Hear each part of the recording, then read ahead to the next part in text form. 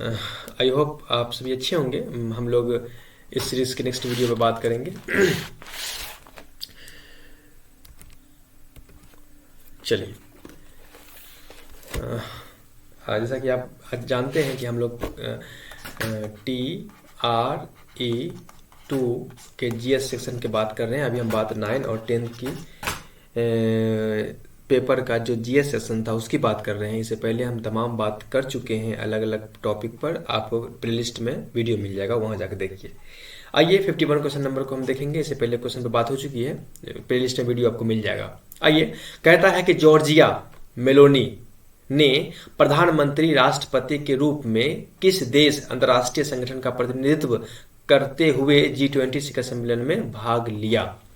बहुत ज़्यादा पिछले बार भी क्वेश्चन आया था, कुछ दिन पहले क्वेश्चन हम जो बात कर रहे हैं इसी में किसी पेपर में ये क्वेश्चन था, वहाँ भी हम बात किए थे और इनके बारे में काफ़ी न्यूज़ में बातें आई थी। और ये जो है जॉर्जिया मेलोनी जो थी, ये थी इटली की, ठीक है ना, इटली की थी ये। इसलिए इसमें से कोई ऑप्शन नहीं होगा, ये भी नहीं होगा, ये भी नहीं होगा, इसके लिए ऑप्शन नंबर ई होगा, ठीक है ना। ये थी इटली की। क्वेश्चन नंबर 52 कहता है कि 500 करोड़ की अनुमानित लागत से 2025 में पूरा होने की उम्मीद करते हुए हाल ही में किस राज्य में दुनिया के सबसे बड़े राम मंदिर का निर्माण शुरू हुआ है। आपको ये बता दूं कि ये जो है बिहार के एक डिस्ट्रिक्ट है जिसका नाम है ईस्ट चंपारण। वहाँ ये एक भव्य रामायण मंदिर बन रहा है, भव्य रामायण मंदिर। ये रामायण मंदिर मैं अगर आपको बताऊं तो ये रामायण मंदिर जो है वो 3.76 लाख स्क्वायर फीट में बन रहा है। इतने बड़ा एरिया कवर किया जा रहा है, रामायण मंदिर बन रहा है, ठीक है ना। और इसका स्टार्ट जो हो गया था ये हो गया था जून 2023 से ये काम स्टार्ट हो गया था। और एस्टिमेट माना जाता है कि ये 2025 तक जो है ये 2025 तक जो है ये कंप्लीट हो जाएगा। और इसमें 500 करोड़ रुपया खर्च हो रहा है और 2025 तक बन जाएगा। और एक बहुत विराट रामायण मंदिर का निर्माण हो रहा है बिहार के ईस्ट चंपारण डिस्ट्रिक्ट में, ठीक है ना। ओके, नेक्स्ट क्वेश्चन कहता है कि हाल ही में कौन सा देश नाटो का 31वां सदस्य बना। अभी कुछ दिन पहले 4 अप्रैल, आप मैं डेट बता देता हूँ ताकि आपको 4 अप्रैल 2023 को एक देश है जिसका नाम है फिनलैंड। ये 4 अप्रैल 2023 को नाटो का एक नया सदस्य बना, बिल्कुल न्यू, फिनलैंड, ठीक है ना। क्वेश्चन नंबर 54 कहता है किस विश्व प्रेस स्वतंत्रता सूचकांक इसे कहते हैं वर्ल्ड प्रेस, इंग्लिश में कहते हैं वर्ल्ड प्रेस फ्रीडम इंडेक्स, ठीक है ना। वर्ल्ड प्रेस फ्रीडम इंडेक्स 2023 के अनुसार भारत को कौन सा रैंक दिया गया है। तो वर्ल्ड प्रेस फ्रीडम इंडेक्स हर साल एक इंडेक्स निकालता है। उसमें ये कहा गया है कि उसमें भारत का रैंक क्या है। प्रेस मतलब इसमें प्रेस, अब समझ रहे हैं ना, मैं भूल रहा हूँ उसको हिंदी में इस्तेमाल क्या करूँ। उसमें भारत का स्थान क्या है। तो भारत का स्थान जो है वो 161वां है। कितने देश में? 180 देश में। 180 देश में बताया गया, ये वर्ल्ड प्रेस फ्रीडम इंडेक्स कहा गया कि प्रेस की स्वतंत्रता, विश्व प्रेस की स्वतंत्रता, भारत में प्रेस की कितनी स्वतंत्रता है। तो उस रैंक में भारत जो है 161वें रैंक में है, यानी कि 181 देश को इसके अंडर रखा गया था, जिसमें भारत जो है वो 161 नंबर पर आता है, ठीक है ना। आइए क्वेश्चन नंबर,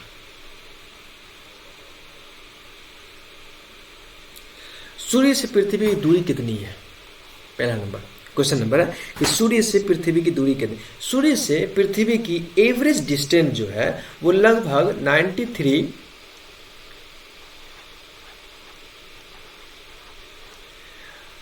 माइल्स है। क्या नहीं से करा 1000 10,000 लाख 10 लाख करोड़ 9 करोड़ 30 लाख माइल्स है। 9,30,00,000 माइल्स है सूर्य से पृथ्वी की दूरी। और इसको आप और दूसरे शब्दों में कह सकते हैं 93 मिलियन माइल्स, ऐसे भी कह सकते हैं इसको आप 93 मिलियन माइल्स, ठीक है ना, सूर्य से पृथ्वी की दूरी। दूसरे शब्दों में आप इसको कह सकते हैं 150 मिलियन किलोमीटर। आप इसको तीनों शब्द में किसी शब्द में कह सकते हैं 93,000,000 माइल्स, 93 मिलियन माइल्स या 150 मिलियन किलोमीटर, सब कुछ भी कह सकते हैं, सब सेम है। इसलिए ऑप्शन नंबर यहाँ पर हो जाएगा 93 मिलियन माइल्स, ठीक है ना। कुछ भी आप कह सकते हैं जो कि अलग अलग तरह से दिया जाता है, ये है। और आप जानते हैं कि सूर्य से पृथ्वी तक जो प्रकाश लाइट जो आता है, लाइट, उस लाइट को जो आने में जो टाइम लगता है वो लगता है 1086 माइल्स। उसकी जो स्पीड है, ट्रेवलिंग स्पीड, जो लाइट की स्पीड है, ये भी आप पता कर देख लीजिए ताकि आपको लाइट की स्पीड जो है, लाइट की स्पीड जो सूर्य से पृथ्वी तक आता है उसकी जो स्पीड है वो 1,86,000 माइल्स है ना। इसको दूसरे शब्दों में आप कह सकते हो कि 3,000 किलोमीटर है ना, मीटर। ये इतना टाइम लगता है पृथ्वी तक सूर्य की रोशनी आने में जो इतना किलोमीटर सफर तय करता है ये। और आने में जो समय स्पीड है, लाइट की स्पीड, लाइट की मतलब प्रति सेकेंड, 1 सेकेंड में वो 1,86,000 माइल्स पर सेकेंड के रफ्तार से वो लाइट की रोशनी चलती है। पृथ्वी तक आने में 8 मिनट 16 सेकेंड लगता है पृथ्वी तक आने में, ठीक है ना। आइए नेक्स्ट क्वेश्चन देखते हैं। 56 नंबर कहता है कि चंद्रयान 3 चंद्रमा के किस भाग पर उतरा। अब बहुत फेमस है दक्षिणी ध्रुव पर, ये बात अब रिपीट करने की जरूरत नहीं है, दक्षिणी ध्रुव पर उतरा था, ठीक है ना। क्वेश्चन नंबर 57 कहता है कि रिएक्टर स्केल किस मापक का पैमाना है। आप अच्छे जानते हैं, पिछले बार भी क्वेश्चन पूछा गया था कि रिएक्टर स्केल से हम भूकंप की तीव्रता मापते हैं, भूकंप की तीव्रता मापते हैं, भूकंप का मैग्नीट्यूड मापते हैं रिएक्टर स्केल से, भूकंप का मैग्नीट्यूड मापते हैं, भूकंप की तीव्रता मैग्नीट्यूड मापते हैं। अब भूकंप की गहनता अगर मापना हो, इंटेंसिटी मापना हो, तब किसका इस्तेमाल करेंगे? तब करेंगे इस्तेमाल मार्कली स्केल का इस्तेमाल करेंगे।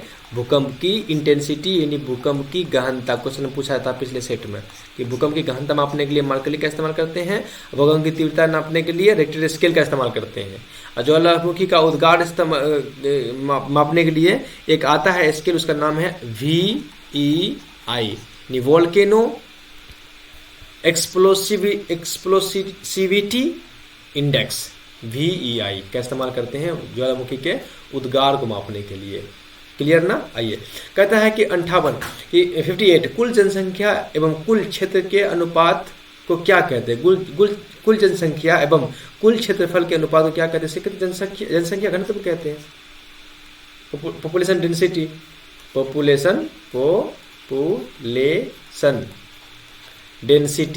डेंसिटी इक्वल टू कुल जनसंख्या बटे कुल क्षेत्रफल, यही है पॉपुलेशन डेंसिटी।